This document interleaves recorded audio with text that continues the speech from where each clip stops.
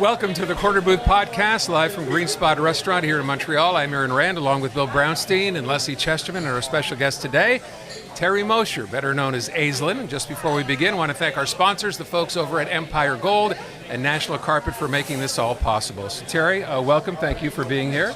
Good to have you here. I used to come here with Nick Offerbar to sober up in the bad old days after hitting all the bars. The Greenspot. So you remember Greenspot quite well. No, not at all. I don't remember the actual events, but kind of. Kind of remember. Okay. So I should mention you are now in your 100th year as the Gazette's editorial cartoonist. 125. 125 years. Yeah. Actually, the rumor is Benjamin Franklin hired me, who started the newspaper. Yeah. You're actually, right now, again, sort of in the news. This is the 50th anniversary of the Summit series. You have a book on this. We spoke the other day. I want you to regale us, if you will, because you're one of the few journalists who actually got to go back and forth in this one. Who isn't dead, yeah. Who is not, yeah. That's right. Who's not dead. Yeah. So first of all, how you got involved in that series and what it ended up meaning to you, and why 50 years later, this is still something we are talking about. Well, it's because of that I did the book. Okay, here's something we're still talking about. I mean, imagine, I'm 29 years old. I've just been hired by the Gazette in 1972, wet behind the ears. And suddenly, the editor was a sports nut. He said, why don't you go to Moscow? Back when we had these great expense accounts, Aaron. You know, we would write off animals, things like that. Anyway, so they sent me to Moscow. And I paid attention to a lot of this stuff, but they said to me, don't do what the other people are doing. In other words, draw us funny situations with the Russians or with the players. Draw stuff that you just bump into, run across. And I did that, having no idea. Imagine this, having no idea. Here I am spilling vodka on drawings and stuff, that these drawings were eventually going to end up in museums, you know? The McCord Museum has all of the originals. We had no idea at that time, we, the country, that this would be as significant as it was. It was just a hockey series. No idea. And everybody thought they were going to win naturally. And then the first game, and Ken Dryden letting in 7 goals. And he'd never been booed before in the Forum, but suddenly there were small boos that this was not supposed to happen. So I just followed the whole thing avidly. And by the way, I want to say with my book, I really pushed a Montreal agenda because I knew a lot of other books would be coming out, but they'd be written, quite honestly, by Torontonians pushing Toronto point of view. I wanted to get Ted Blackman in there because he wrote the best stuff during the series, bar none. So you're now going back and forth. We end up losing the first game, and now all of a sudden what should have been a cakewalk is turning into something far more serious. And fascinating because the reaction, the shock also affected the players. And remember, Aaron, no matter how good they are, you can't put 30 guys together and suddenly say you're now a hockey team. It took them a while to pull it together, and even by the time they played the 4th game in Vancouver, they lost terribly. It was their worst game. And I thought it was over, but I was going to go to Moscow anyway. And by the 6th game, they got it. They discovered they had to skate as fast as the Russians, and they had to shoot, and they got it, and they won the last 3 games miraculously by the skin of their teeth, or the skin of the piece of tape on a blade. They won that thing. And there's that famous moment where Phil Esposito, trying to understand what was going on, you talk about Ken Dryden being booed at the Forum. People were starting to sour on Team Canada at the time, saying, what's going on? And Phil Esposito, actually on his own, I believe, decided to go out and say to Canada, hey, we're trying as hard as we can. This is not as easy as you thought it was going to be. And that kind of turned things around, didn't it? Well, it helped. Ivan Cornway, who wrote the introduction, said that helped when somebody stood up for them and said, wait a minute, we're playing for almost nothing here. It's the end of summer. We're having difficulty pulling it together. And he said it. And Phil has never lacked for words. Never. Yeah. I mean, he threatened to beat me up in Moscow, but that's a whole other story. Well, he didn't like a cartoon. Why did he threaten to beat you up? Didn't like a cartoon I'd drawn up. So, anyway, we laughed it off after. But the emotions were very, very high. Bill? According to the lore, Terry, that was your first gig for the Gazette, almost like one of your first big jobs. Well, it wasn't actually. The first big job was Denny Harvey, the great, great editor. I miss guys like that. I do too. he was a sports nut. He sent me to spring training that year. Okay. And the spring training sketches were so popular. That's when he said, I'm going to send you to Moscow, and I'm going to go with you. And Denny went, and Dave Best, and the contingent, George Cree, the contingent there was phenomenal. But what an education for me. Suddenly, they sent me as a photographer. This is hilarious, because they weren't going to tell the Russians I was a political cartoonist. So I went there, and I arrived at ice level, and within seconds, all of these photographers, the best in Canada, knew I didn't know what I was doing. They said, use tungsten film, set it on automatic, and you might get a good photo or two. So that was 50 years ago, and you've been pretty much a slacker ever since. You haven't done it. How many books are we up to right now? Is it? How many numbers? Yeah. What are we up to? Number 53. 53. It's unbelievable. And you told me that you have a milestone birthday coming up next year. Of No, sorts. it's in November. I turn 80. Well, that's okay. It's even closer than I thought. You said, no, I'm not going to do anything during my 80th. And I said, I would bet you your home in Lachine that you were going to do something, because you cannot not do something. You cannot not do something. Dave, the cameraman, knows my wife very well, and he knows what an influence she has on me, Mary. And I said to Mary, I'm not going to do a book next year. And she was very happy with I don't that. believe you. But I didn't say to her, I'm not going to research one. Because we talked, and you mentioned, as you always subtly mention, that you had an idea, and it's a very good idea, about doing 100 of the most influential people in Montreal that you've encountered over your career. From my perch, 100 people who one way or another have influenced me, and some of the people I don't even like, but it's okay. I'm nice to you. Yeah, and I think that's the best way to write a memoir of my work, by talking about other people who have influenced me, and sports writers, yes, but odd people too, like anyway, that's going to come. We like the And odd. I think I'll have drawings of all of them.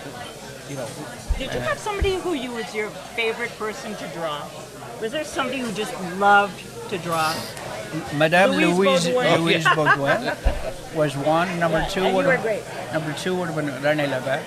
René Levesque, yeah. Number three, I guess Pierre Trudeau, Right. who quite frankly is a lot more interesting than his son. But his son lives in a very politically correct time, and he has to go with that flow. Pierre Trudeau would not have gotten away with that stuff today, with the media people pretending to be shocked, and, stuff like that. I think you did a pretty good job on Brian Mulrooney as well, did you? Wasn't he easy to draw? Yeah, he was number 4 on this show. Okay. Number 4. I want to, if I can, you've been doing this as long as you have, and I remember when the transition came from actually sitting in front of a board and drawing these out by hand, because the art of editorial cartoons has in fact evolved. You don't do that anymore, right? It's gone computer, and it went that way a while ago? I would say 1 out of 3 cartoons I still draw, but then I scan them in the computer and color them on the computer, because frankly it's just easier. And if you make a mistake, And erase it. as and- opposed to yeah. old watercolors and having too much to drink and spilling stuff, I don't do that anymore, Spill or drink? Neither. Okay. Neither. Yeah, good I line. want to ask Good line. another thing, which is how this has changed. So, it seems to me, and you'll remember there are times you've drawn editorial cartoons and taken a lot of heat for what you've drawn. Do you Yeah. remember, did those stand out to you? Yeah, and there's, I quite a couple of weeks ago I upset somebody completely, and we've got a new, very conservative editor, and he's very cautious because he's never done this before. So he's always sending my cartoons off to the lawyers. So not only do I like to shock him a little bit, I still, not all the time, but I still like to stand back and throw a fastball occasionally right at somebody's head. You're a baseball fan, so you understand what I mean. Yeah. The Corner Booth podcast is brought to you in part by National Carpet. Beautiful designs and rugs from around the world. Classic and contemporary and design services available, plus full installation. National Carpet online, tapinacional.com. If you think back on your career, what was the one that you took the most heat for? The most heat for was, I was really angry because of a terrorist attack that took place in '97 in Luxor, Egypt, where tourists were slaughtered by these terrorists. And I won't give you the whole story, but in effect what happened was I was so angry, I drew these terrorists as a dog. And I knew what an insult that was to Muslims, with apologies to dogs down below. And it was unbelievable. I mean, it came in from all over the world. They had a demonstration in front of the Gazette. But then, as happens in my business, within 3 weeks, it had gone away. It's old news. It always goes away. I have a question about this kind of woke world where comedians are getting called out for their stand-up, and now cartoonists are getting called out. Yeah. Was there a lot more freedom in the 70s, 80s, and 90s, and 2000s? Today, do you have to think more about the woke crowd when you're putting out a cartoon? Drawing Well, a cartoon? I would suggest that in journalism, more cartoonists have died than any other form of journalist. I mean, beginning with 2005, with the drawings of Muhammad that appeared in the Danish newspaper. And there were hundreds of people who died all over the world demonstrating against this cartoon, and most of them had not seen the cartoons. They were just called to order. So I think of this as being a call to order. In other words, people are given instructions, particularly out of our universities. They're said, this is not acceptable, let's demonstrate against this. I take more seriously 4 people who are upset than 400, because I know it's 400, it's organized. And I don't, there has to be a room, I'll just put it this way. One way or another, there has to be a room for satire in a free society. And if it doesn't happen in the newspapers, I'll find someplace else to do it. But we have to be able to laugh at ourselves, particularly all those goddamn academics in the university. And it's your and job, I've said it. isn't it? Yeah, Also, it's my job. This is not Snoopy. Your job is also to be edgy, isn't it? Yeah, that's how it's defined, and it's always been a very important part of any society. Has always had its satirists, people who are doing this. That's what they do. And if we can't do Nobody's that anymore, perfect, and we can laugh at things. Yeah. We can't, right? You're very tightly allied with cartoonists around the world, as evidenced in your book, your COVID book, where you got collaboration from some of the world's for best. 55 years, you get to know a few people, and I travel a lot. So when COVID broke out, I thought I'm going to do a COVID book. But then I realized so many other people were drawing cartoons on COVID that were much better than mine. And so I began contacting all these people, saying, I want to do a book, I want to raise money for a hospital, I'd like to use your cartoons for free. And every one of them I contacted, all over the world, from Tokyo to South America, everyone said, please, Terry, please. They're all good people. And they're very generous. So that's the book. Maybe you should show this. So that's the book. Aislin's favorite COVID cartoons from around the world, and it's one of my favorite books. Is it one of your best-selling books? Yeah. It's a huge undertaking. How many cartoonists all together are involved in this? I mean, you had to get all these people together. You had an administrative angle that you Well, had thank to do. God for email. Yeah. And they're all on Facebook. But And so, nonetheless, it was a question of going through stuff, finding 5 cartoons on the same subject, and saying, I think remember, it's Aislin's favorite. It doesn't pretend to be the best COVID cartoons. These are my favorite cartoons, by Barry Blitt in the New Yorker, to a wonderful guy I discovered in Mexico. I didn't know he existed. So that's what it is. I'm very, very proud of that book, and we raised $10,000 for a couple of hospitals. your cartooning inspirations, who inspired you, who not necessarily mentored you? It was actually Aaron Rand's dad.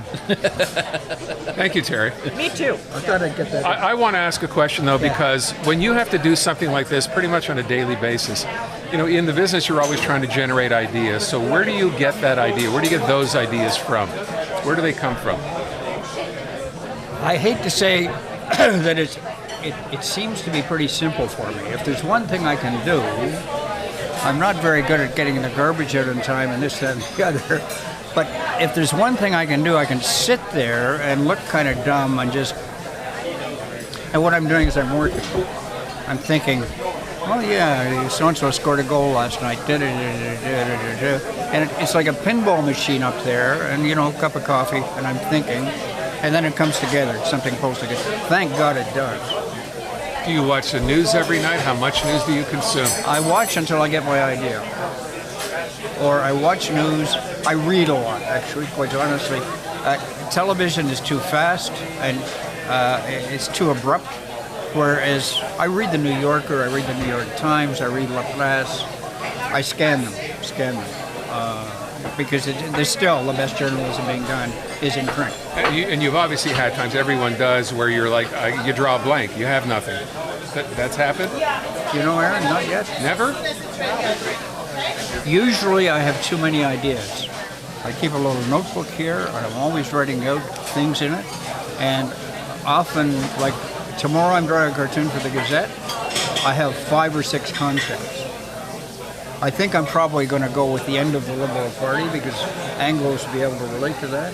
But something could happen tonight, you know. So you're always, whatever ideas you're old school, you actually write them in a little pad. I do. Are there doodles? Do you doodle? Yeah, occasionally they're little sketches, and it's all graph paper. Anyway. Is somebody? You're one of the great cartoonists. Everybody knows that. If you're looking at a young cartoonist, somebody who's starting out, is a cartoonist, can you learn to be a great cartoonist, or is it kind of an inborn talent? I mean, I tell every one of them, forget about newspapers, get yourself a presence online. Everyone who contacts me, I say, and it's a very different ball game. I don't know how much advice I can give you in terms of getting established, but anybody who's going to get established, it's going to be online. Just like me, you have to find an audience, because then editors will take you seriously. Editors, I haven't run across an editor in my lifetime who actually knows anything about cartooning.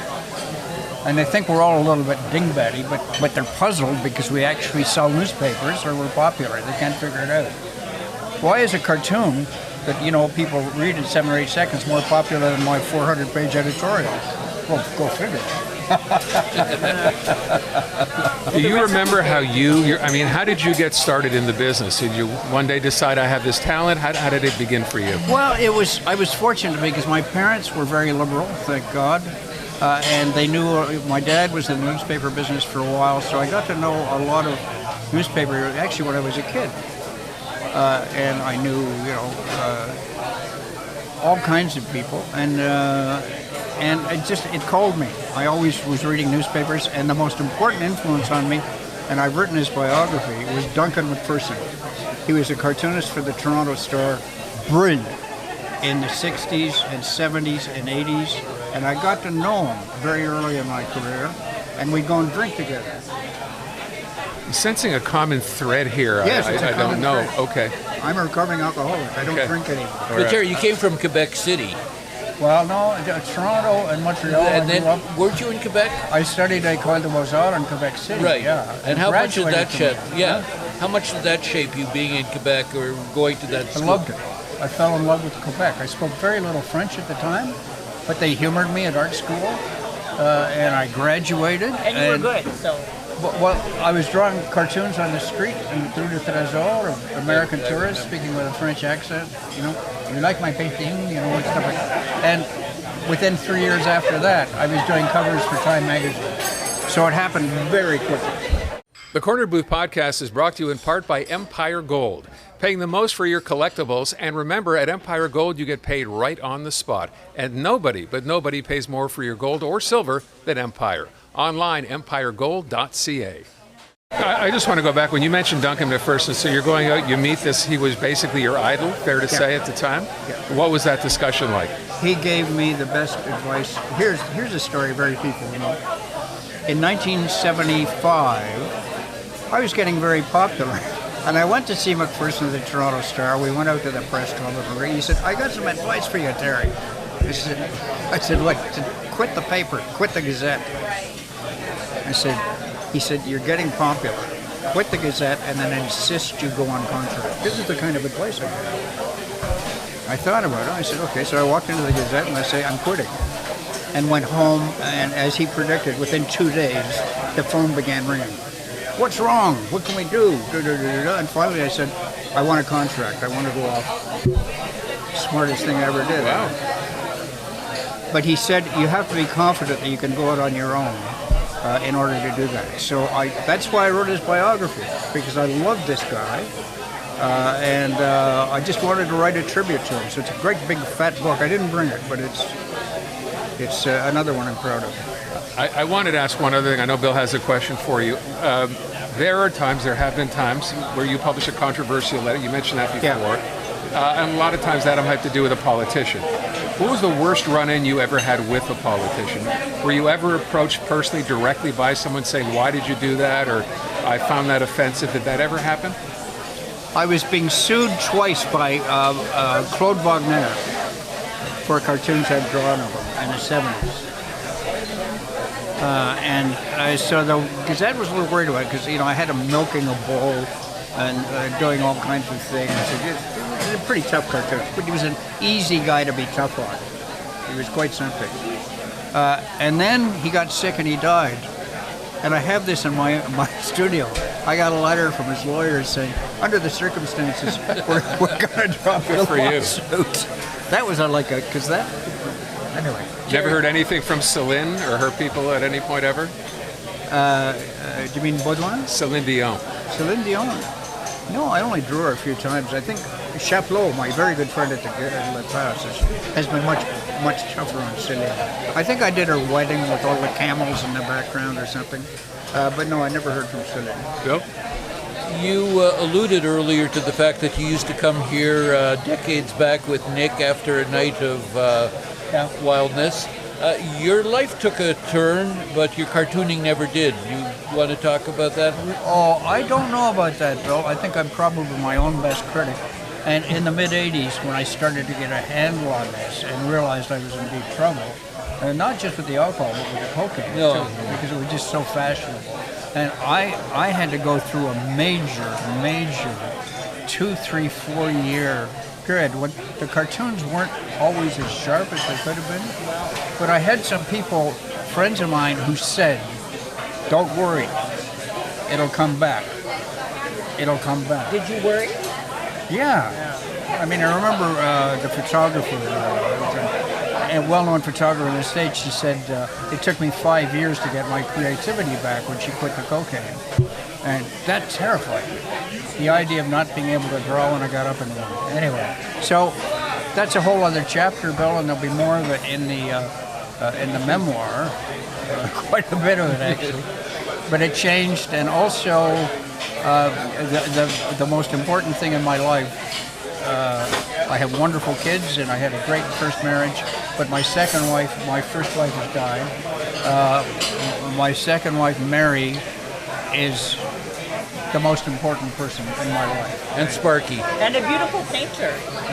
Yeah, a lot of people aren't aware of the fact that Mary draws under the name of Gigot. Gigot, which is her mother's maiden name. Yes, and beautiful drawings on days that you aren't there. And but she isn't funny.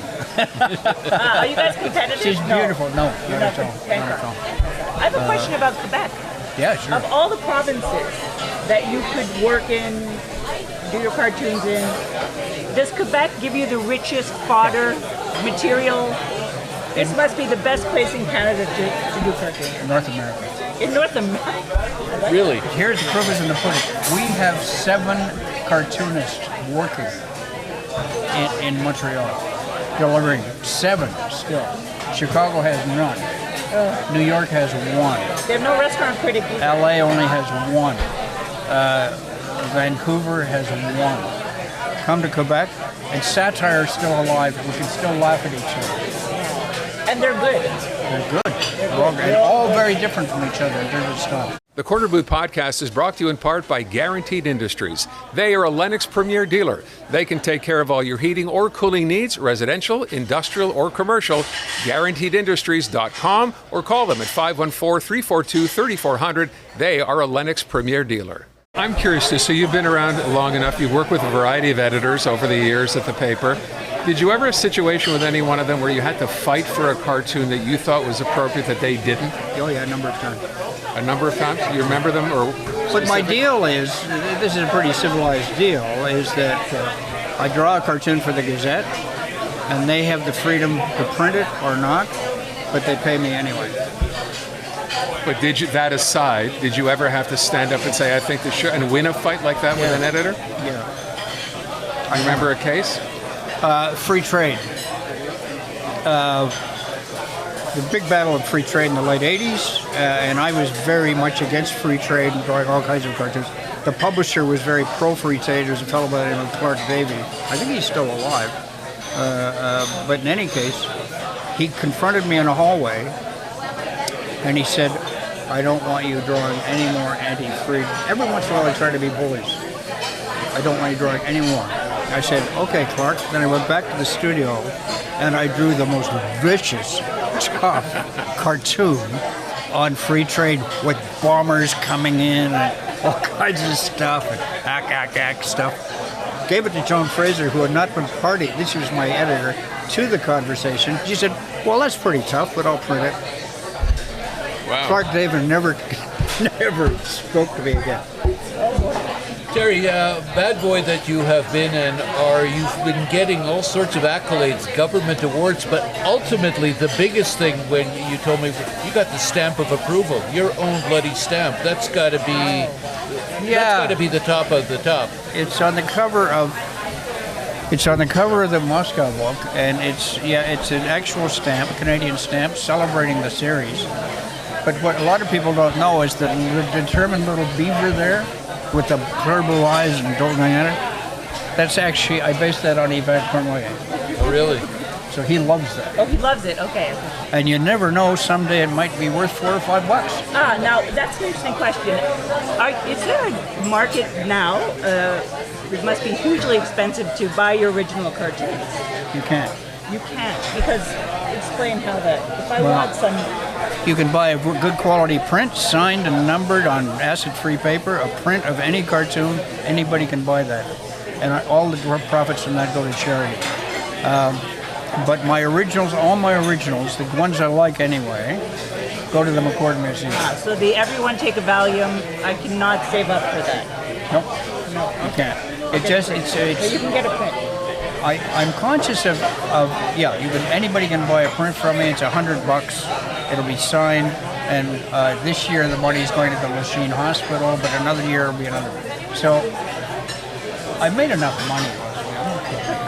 But they must be incredibly valuable, the originals. And especially since you can't buy one. I want to ask one last thing. So you talked, I think Lesley brought up the idea of here we are. It's a little the woke reaction to some editorial cartoons, much more now than it was 20 or 30 years ago, which made me think, you did Trump more than once. Yep. Did you get more reaction than you thought you would to that? Was that part of the woke reaction to something you had done? Not woke. That was more from the heavy-duty right-wingers. And, I mean, they really were taking full advantage of doing it. And, flaming denunciations. And then I discovered Block. I discovered Block on Facebook and on Twitter. I could block it. Became your favorite button? So every morning, 3 or 4 new blocks. And eventually I kind of waited, one still occasionally, because I put my cartoons up there on the internet for people to enjoy.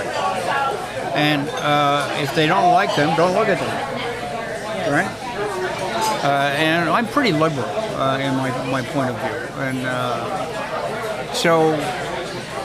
there was a huge reaction. I want to thank you so much for joining us tonight, for coming out. It was a lot of fun indeed. And by the way, the books, I know you're really proud of the hockey book, but this one on the best COVID cartoons that you put together from around the world, and I asked you before we started what your favorite one was, which is kind of hard to do, but I'm going to hold this up. Explain why you like this one the most. The cartoon is drawn by a guy named Christian Blom in Norway, a brilliant artist, but it's the Earth as a COVID symbol. But he did this very early as COVID just started, and all of the nodules are actually nuclear explosions. And that's what happened. It was as if a nuclear explosion took place in cities all over the world. And there are no words. The ultimate cartoon has no words. It just jumps off the page at you. But there are many, many others in there. The ultimate cartoon has no words. I learned something. Yep. Yeah. But every once in a while you got to sneak in something like, okay, everybody take a value. You got to sneak that in. My favorite cartoon. Yeah. My favorite cartoon. Terry, thank you again. Appreciate you coming. Thank you, Terry.